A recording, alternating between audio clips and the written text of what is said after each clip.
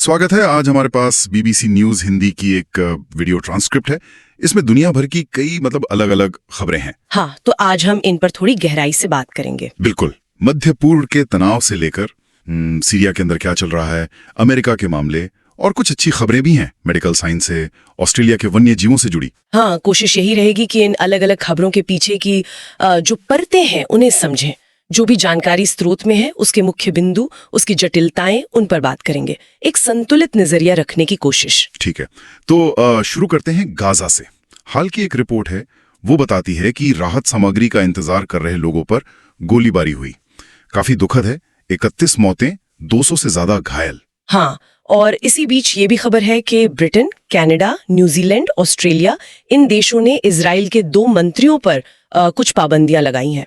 इतमार Ben-Gvir और Bezalel Smotrich. अच्छा, किस लिए? कहा जा रहा है कि उनके बयान फिलिस्तीनियों के खिलाफ हिंसा भड़काने वाले थे। लेकिन दिलचस्प बात यह है कि अमेरिका ने इन पाबंदियों का समर्थन नहीं किया है। ओह, तो अमेरिका का क्या कहना है? उनका कहना है कि अभी उनका ध्यान बंधकों की रिहाई और सीज फायर पर है, और वो इजराइल के साथ खड़े हैं इस मामले में। और उधर इजराइल ने भी इन पाबंदियों को जाहिर है नामंजूर कर दिया है। कहा है ये अस्वीकार्य है। ये थोड़ा अजीब नहीं है? एक तरफ सहयोगी देश पाबंदी लगा रहे हैं और अमेरिका, उसका रुख अलग है। क्या निकाला जाए इसका? हाँ, ये शायद दिखाता है कि पश्चिमी देशों के रवैये में कुछ बदलाव आ रहा है। जैसा बीबीसी संवाददाता ने भी इशारा किया था, शायद उनका धैर्य वो कम हो रहा है। और ये पाबंदियां एक तरह से दिखाती हैं कि दुनिया गाजा और वेस्ट बैंक में इजरायली कार्रवाइयों को कैसे देख रही है, जिन्हें अक्सर एक आजाद फिलिस्तीनी राष्ट्र की राह में रोड़ा माना जाता है। अच्छा, और इसी बीच अमेरिका चीन की भी कोई बात चल रही थी व्यापार को लेकर? हाँ, एक छोटी सी खबर थी कि रेयर अर्थ मेटल्स और चिप टेक्नोलॉजी पर व्यापार फिर से शुरू करने की बात है, पर अभी राष्ट्रपति की मंजूरी मिलनी बाकी है उस पर। समझ गया। अच्छा, अब सीरिया की तरफ देखें। वहां से जो खबरें हैं वो तो काफी परेशान करने वाली हैं। हाँ, बशर अल असद शासन के पूर्व अधिकारियों ने जो बताया है, जेलों में भयानक यातनाएं, टॉर्चर के तरीके, झूठे कबूलनामे के लिए दबाव, और लापता लोग। करीब 1 लाख लोग लापता बताए जा रहे हैं। उसमें 2 भाइयों की कहानी का जिक्र भी था। बहुत दुखद। बिल्कुल, और इसमें अधिकारियों का वो पहलू भी सामने आता है।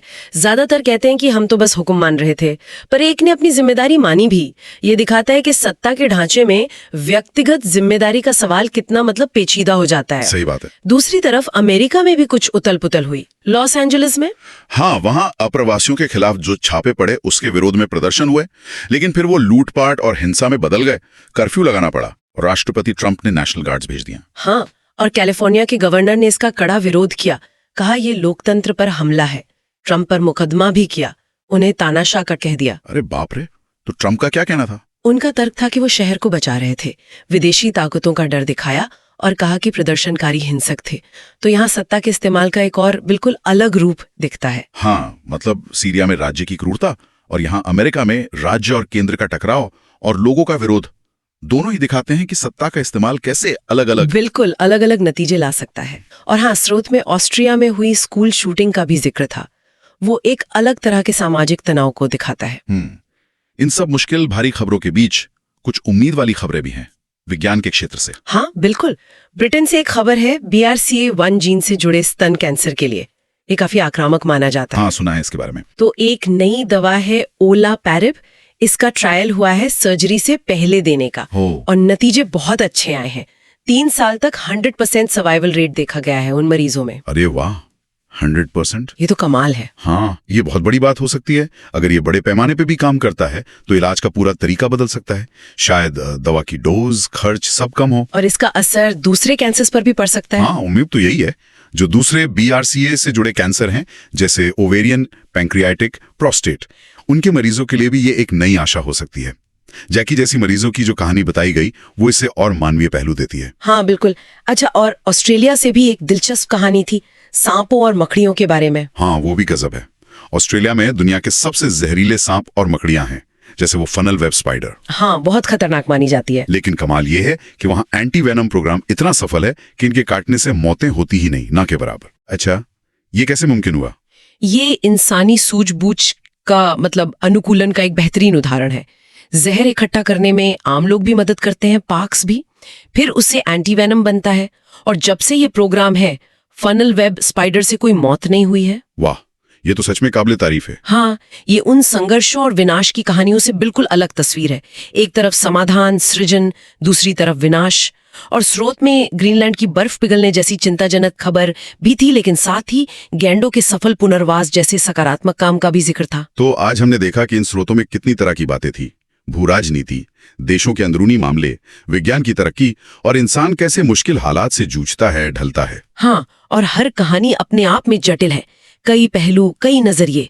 जैसे इजराइल अनुकूलन की, इन्हें एक साथ देखकर ये सोचने पर मजबूर होते हैं कि इंसान के बर्ताव में आखिर कौन से गहरे पैटर्न्स हैं, है ना? हाँ, मतलब विनाश करने की हमारी क्षमता और साथ ही कुछ नया बनाने की, सहयोग करने की क्षमता, ये दोनों चीजें कैसे साथ साथ चलती हैं, ये एक बड़ा सवाल है जो ये कहानियां उठाती हैं।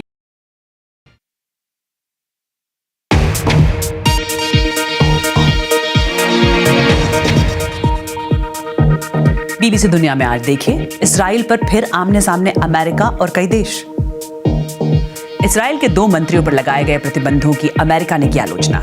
ब्रिटेन, कनाडा और न्यूजीलैंड समेत कई देशों ने धुर दक्षिणपंथी नेताओं पर लगाए हैं बैन। स्वागत है आपका बीबीसी दुनिया में, मैं हूं सारिका सिंह। गजा में फायरिंग की ताजा घटना पर भी करेंगे बात। साथ ही कार्यक्रम में आज सीरिया में बशर अल असद की सरकार में काम कर चुके कई पूर्व अधिकारियों ने बीबीसी को बताया जेलों में कैसे थे हालात, कैसे टॉर्चर किए जाते थे कैदी। दिखाएंगे स्पेशल रिपोर्ट। अमेरिका के लॉस एंजलिस में बड़े पैमाने पर हुई गिरफ्तारियां, कुछ हिस्से में लगा कर्फ्यू। जानेंगे किस ओर बढ़ रही है राष्ट्रपति डोनाल्ड ट्रंप और कैलिफोर्निया के गवर्नर में चल रही तकरार। और ऑस्ट्रेलिया में मिलते हैं दुनिया के सबसे जहरीले सांप, मगर सांप काटने से होने वाली मौत से बचने के कैसे ढूंढे गए उपाय, देखेंगे स्पेशल रिपोर्ट में। और कार्यक्रम में सबसे पहले बात मिडिल ईस्ट की। अक्टूबर 2023 में हमास के हमले के बाद से ही इजराइल गजा में हमले कर रहा है। हमास की सिविल डिफेंस एजेंसी ने कहा है कि इजरायली सेनाओं की ताज़ा गोलीबारी में 31 लोगों की मौत हुई है, जबकि 200 से ज़्यादा लोग घायल हुए हैं। एजेंसी ने बताया कि बहुत से लोग राहत सामग्री के लिए नेट्जरीम में अमेरिका और इजराइल के बनाए डिस्ट्रीब्यूशन सेंटर जाने का इंतजार कर रहे थे। तभी इजरायली सेना ने भीड़ पर फायरिंग शुरू कर दी। गजा की सिविल डिफेंस एजेंसी के प्रवक्ता ने कहा कि सुबह होने से पहले ही भीड़ जमा होनी शुरू हो गई थी। इजराइल ने अब तक इस घटना पर कोई कमेंट नहीं किया है। इस बीच ब्रिटेन, नॉर्वे, ऑस्ट्रेलिया, कनाडा और न्यूजीलैंड ने इजराइल के 2 धुर दक्षिणपंथी मंत्रियों पर प्रतिबंध लगा दिया है और इसकी वजह बताई कि इन मंत्रियों ने फलस्तीनियों के प्रति हिंसा भड़काने वाले बयान दिए हैं। अमेरिका के विदेश मंत्री ने इस कदम को लेकर कहा कि अमेरिका सभी बंधकों को वापस घर लाने, युद्ध खत्म करने के लिए सीज फायर कराने की कोशिश में जुटा है। उन्होंने प्रतिबंधों को हटाने की मांग करते हुए कहा कि इस मामले में हम इजराइल के साथ हैं। और जिन मंत्रियों पर बैन लगे हैं वो हैं इतमार बेन ग्विर और बेजालेल स्मोट्रिच। इन देशों ने उनके अपने यहाँ आने पर तो रोक लगाई ही है, इन लोगों की संपत्तियों पर भी एक्शन लिया गया है। ये दोनों मंत्री इजरायली सरकार में शामिल अल्ट्रा नेशनलिस्ट पार्टियों की अगुवाई करते हैं। संसद में इनके पास सबसे ज़्यादा सीटें हैं। नेतन्याहू की सरकार को खुद को बचाने के लिए दोनों ही पार्टियों की ज़रूरत है। इजराइल ने इस कदम पर नाराज़गी जताई है। इजराइल के विदेश मंत्री गिडियोन सार ने क्या कहा, वो देखते हैं। हम अगले हफ्ते एक विशेष बैठक करेंगे ताकि ये तय किया जा सके कि इस फैसले के खिलाफ कैसी प्रतिक्रिया दी जाए। चुने गए जनप्रतिनिधियों और सरकार में शामिल सदस्यों पर इस तरह की कार्रवाई ठीक नहीं है। हम अगले हफ्ते एक विशेष बैठक करेंगे ताकि ये तय किया जा सके कि इस फैसले के खिलाफ कैसी प्रतिक्रिया दी जाए, क्योंकि इस फैसले को स्वीकार नहीं किया जा सकता। और पश्चिमी देशों ने इजरायली मंत्रियों पर जो कार्रवाई की है उसके मायने क्या हैं, बता रहे हैं बीबीसी संवाददाता ह्यूगो बशेगा। ये फैसले बताते हैं कि इजराइल के लिए पश्चिमी देशों का धैर्य खत्म होता जा रहा है। मुझे लगता है कि ये लोगों की राय की भी एक झलक है।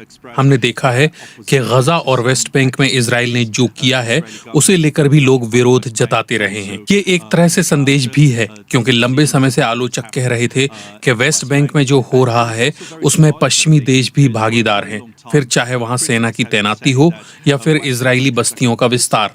ये दोनों ही बातें स्वतंत्र फलस्तीनी राष्ट्र बनने की राह में अड़चन हैं, जिसे अंतर्राष्ट्रीय समुदाय इस मसले का एक समाधान मानता है। और अब बात इजराइल के पड़ोसी देश सीरिया की। जब पिछले साल दिसंबर में सीरिया के राष्ट्रपति बशर अल असद को सत्ता से हटाया गया था, तब सीरिया में 50 सालों से भी ज्यादा वक्त तक चले एक शासन का अंत हो गया।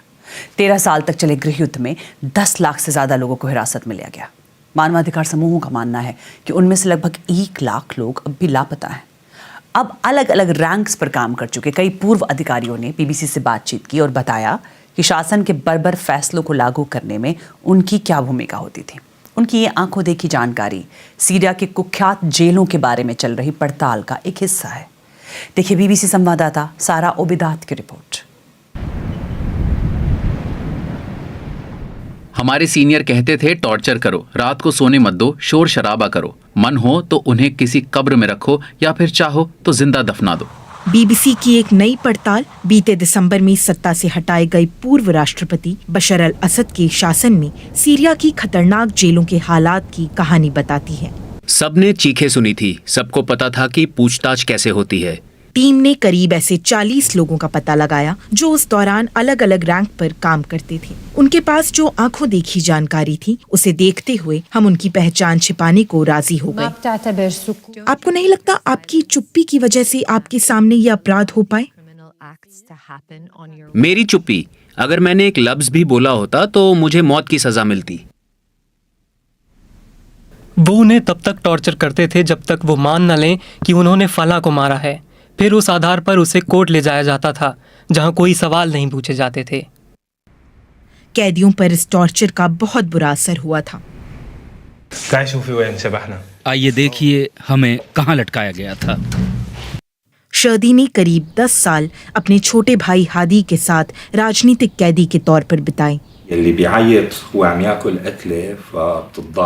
अगर कोई पिटते वक्त चिल्लाता तो उसे और मारा जाता। जब कभी शर्दी चीखता तो मैं और जोर से चीखता था ताकि वो उसकी जगह मुझे ले जाएं, क्योंकि उसे तड़पता हुआ देखकर मुझे ज्यादा दर्द होता था। हमने जिन भी लोगों से बात की उनमें ये शख्स जो 2012 में नौकरी छोड़ चुके थे इकलौते थे जिन्होंने कहा कि वो इसमें अपनी जिम्मेदारी भी मानते हैं। आप शायद यकीन ना करें लेकिन 2 से 3 साल हो चुके हैं मैंने खुद को शीशे में नहीं देखा। मैं खुद से नजर नहीं मिला सकता। ज्यादातर ने कहा कि वो बस आदेश मान रहे थे और उनके पास कोई दूसरा रास्ता नहीं था।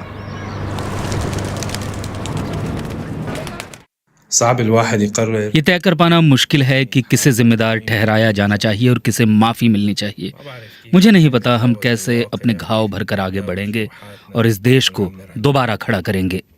बीबीसी संवाददाता सारा अबिदात की रिपोर्ट। और खबर अमेरिका से, जहां लॉस एंजलिस में 4 दिन से चल रहे विरोध प्रदर्शनों के बाद बड़े स्तर पर गिरफ्तारियां हो रही हैं। इससे पहले वहां के मेयर ने लॉस एंजलिस के उन इलाकों में कर्फ्यू लगा दिया जहां पर ये प्रदर्शन हो रहे थे। दरअसल जब अप्रवासियों के खिलाफ छापे पड़ने लगे तो प्रदर्शन शुरू हुए। इस दौरान लूटपाट की घटनाओं और हिंसा की वजह से कर्फ्यू लगा, जो आगे कुछ दिनों तक अभी जारी रहेगा। हालांकि इसे एक तय इलाके में ही लगाया गया है। पूरे हालात पर बीबीसी संवाददाता कार्ल नासमैन लगातार रिपोर्ट कर रहे हैं। जैसे ही अंधेरा हुआ 8 बजे के आसपास यहाँ कर्फ्यू लगा दिया गया। ये कोई संयोग नहीं है। दिन से रात होते ही यहाँ हालात बदलते रहे हैं। तब यहाँ वो लोग नहीं होते जो आप्रवासियों के खिलाफ हो रही कार्रवाई का विरोध कर रहे हैं, बल्कि वो लोग आ जाते हैं जो इस मौके का फायदा उठाना चाहते हैं। हमने देखा है कि वहाँ लूटपाट की घटनाएं हुई, कुछ कारों को जला दिया गया। इसीलिए लॉस एंजलिस पुलिस चीफ ने भी कहा है कि कर्फ्यू लोगों की जान बचाने के लिए लगाया गया है। मुझे लगता है कि उन्हें डर है कि यहाँ फिर बीती 2 रातों की तरह हिंसा हो सकती है। इससे पहले यहाँ राष्ट्रपति डोनाल्ड ट्रंप के ऑर्डर पर सैकड़ों अमेरिकी मरीन्स और नेशनल गार्ड्स की तैनाती की गई थी। इस पर कैलिफोर्निया के मेयर ने ट्रंप पर निशाना साधते हुए कहा कि ये लोकतंत्र पर हमला है। डोनाल्ड ट्रंप ने कैलिफोर्निया सरकार से पूछे बिना यहाँ की सड़कों पर 2000 नेशनल गार्ड्स की तैनाती कर दी।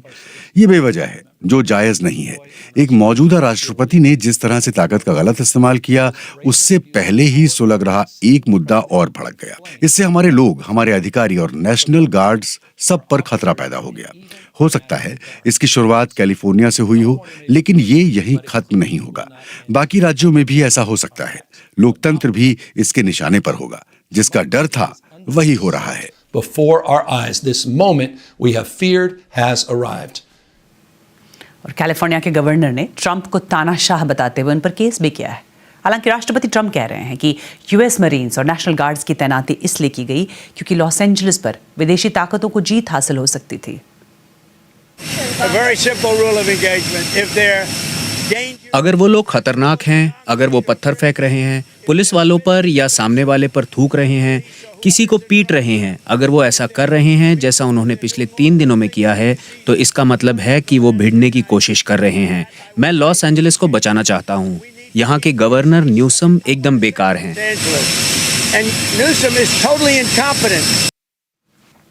महिलाओं को होने वाले सबसे खतरनाक ब्रेस्ट कैंसर के इलाज का नया तरीका खोज निकाला है ब्रिटिश वैज्ञानिकों ने। उनका कहना है कि इससे महिलाओं के सर्वाइवल रेट में सुधार देखने को मिल सकता है। और यही नहीं, ये भी पता चला है कि अगर सर्जरी से पहले महिलाओं को एक खास तरह की दवा दी जाए तो दोबारा कैंसर होने की आशंका भी कम की जा सकती है। ये study Addenbrooke hospital and university of Cambridge ने की है। मेडिकल संवाददाता फर्गस वॉल्श की रिपोर्ट। मेरी माँ को ओवेरियन कैंसर था और फिर ब्रेस्ट कैंसर होने से उनकी मौत हो गई। मेरी बहन को भी करीब 30 साल की उम्र में ब्रेस्ट कैंसर हो गया था। BRCA1 नाम के जीन में बदलाव की वजह से जैकी वैन बोचोवेन के परिवार में महिलाओं को ब्रेस्ट कैंसर होता है। 3 बेटियों की मां जैकी को 6 साल पहले ब्रेस्ट कैंसर हुआ था। तब वो एक ट्रायल का हिस्सा थी जिसमें उन्हें सर्जरी से पहले एक खास दवा ओलापरिब दी गई थी। मैं बिल्कुल ठीक हूँ और अब कैंसर फ्री हूँ। ये कमाल का है। ये मेरी आने वाली पीढ़ियों के लिए भी अच्छा है। BRCA जीन के कारण वो इसका शिकार हो सकती थी, लेकिन अब एक उम्मीद दिखी है। ट्रायल में 39 महिलाओं को ओलापरिब की गोली दी गई थी। इस दवा को लिनप्राजा या सर्जरी से पहले की कीमोथेरेपी भी कहा जाता है। 45 महिलाओं के इस ग्रुप में दवा लेने वाली सभी महिलाएं 3 साल तक सरवाइव कर गईं, जबकि बाकी 6 महिलाओं की मौत हो गई। अगर बड़े स्तर पर होने वाली स्टडी में भी ऐसे ही नतीजे देखने को मिलते हैं तो इलाज का तरीका बदलेगा और मरीजों का खर्च कम होगा। इससे मरीजों को सर्जरी से 3 महीने पहले ही ओलापरिब लेनी होगी, जबकि अभी सर्जरी के बाद 1 साल तक इसकी डबल डोज लेनी होती है। जैकी, आप वो पीले पॉइंट्स देख रही हैं, ये बताते हैं कि ट्यूमर कितना बड़ा है। जैकी की कंसल्टेंट ने ट्रायल की अगुवाई की थी और वो परिणाम देखकर हैरान थी। ये वाकई उत्साह बढ़ाने वाला है। ऐसा बार बार देखने को नहीं मिलता है कि इस तरह के ब्रेस्ट कैंसर में सर्वाइवल रेट 100% हो। इसे खर्चे के नजरिए से भी देखें तो मेडिकल सर्विस में एक बड़ी रकम बचेगी। इसमें वक्त के साथ साथ दवा की डोज भी कम हो जाएगी। जैकी पर हुआ ट्रायल बाकी मरीजों के लिए नई राह खोल सकता है, खास तौर पर BRCA से जुड़े कैंसर के मामले में। न सिर्फ ओवेरियन कैंसर बल्कि पैंक्रियाटिक और प्रोस्टेट कैंसर के मामले में भी कैंसर से लड़ने की राह अब और साफ होती जा रही है। नतीजा ये होगा कि और बेहतर दवाई बनाई जा सकेंगी। BBC संवाददाता फर्गस वॉल्श की रिपोर्ट।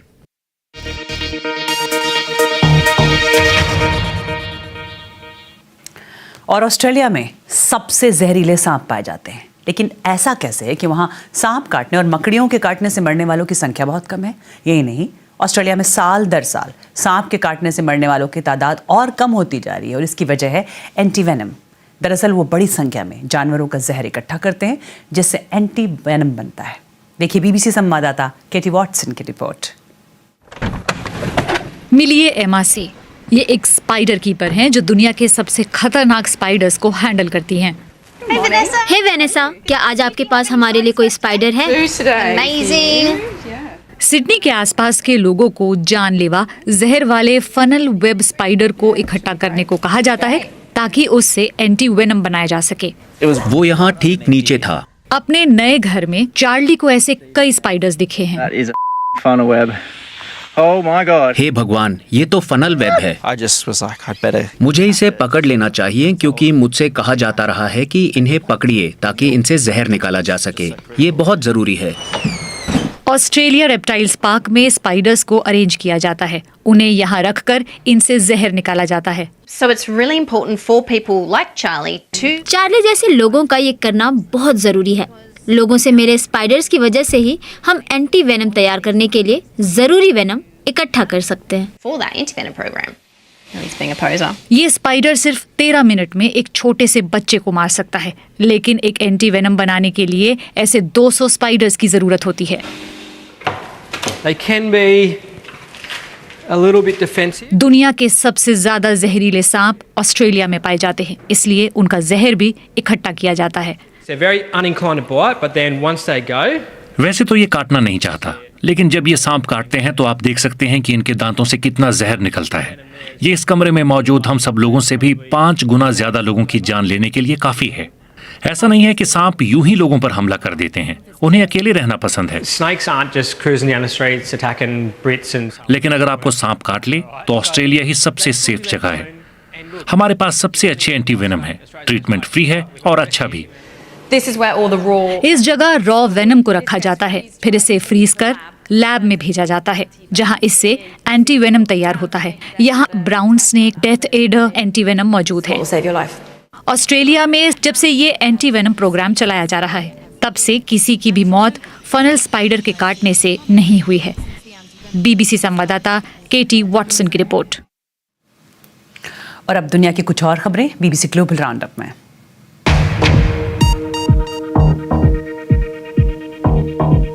अमेरिका और चीन के बीच 2 दिनों से चल रही ट्रेड टॉक्स खत्म हो गई हैं।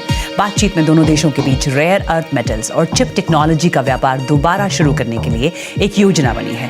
इस प्लान पर अभी अमेरिकी राष्ट्रपति डोनाल्ड ट्रंप और चीनी राष्ट्रपति शी जिनपिंग की मोहर लगनी बाकी है। यूक्रेन के दूसरे बड़े शहर खारकीव में हुए रूसी ड्रोन हमले में 2 लोग मारे गए और कम से कम 50 से ज्यादा घायल हुए हैं। खारकीव के मेयर का कहना है कि ड्रोन्स ने इमारतों, औद्योगिक संस्थानों और लोगों के घर में आग लगा दी। एलॉन मस्क ने कहा है कि पिछले हफ्ते अमेरिकी राष्ट्रपति डोनाल्ड ट्रंप के बारे में उन्होंने जो पोस्ट डाले, उनमें से कुछ को लेकर उन्हें अफसोस है। सोशल मीडिया प्लेटफॉर्म एक्स पर एक पोस्ट डालकर उन्होंने इस बात को माना कि वो कुछ ऐसा लिख गए जो उन्हें नहीं लिखना चाहिए था। वैज्ञानिकों ने कहा है कि ग्रीनलैंड में पिछले महीने इंसानी गतिविधियों की वजह से रिकॉर्ड स्तर पर हीट वेव आई, जैसे बर्फ आम रफ्तार के मुकाबले 17 गुना ज्यादा तेज रफ्तार से पिघली। उन्होंने कहा कि ग्रीनलैंड का औसतन तापमान 20 डिग्री सेल्सियस था, जो सामान्य तापमान से 13 डिग्री ज्यादा है। और ऑस्ट्रिया के ग्राड्स शहर में कल एक स्कूल में 10 लोगों की हत्या करने वाले शख्स के घर से पुलिस को एक फेयरवेल लेटर और खराब पाइप बम मिला। पुलिस का मानना है कि 21 साल का हमलावर, जो स्कूल का छात्र रह चुका है, वो अकेला ही काम कर रहा था और उसने हमले के बाद खुद को गोली मार ली थी।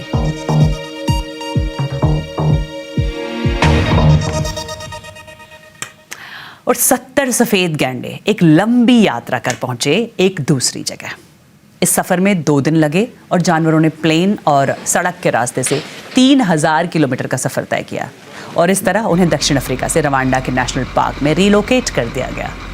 रवांडा के अधिकारी कह रहे हैं कि गैंडों का अब तक का सबसे बड़ा रिलोकेशन है ये।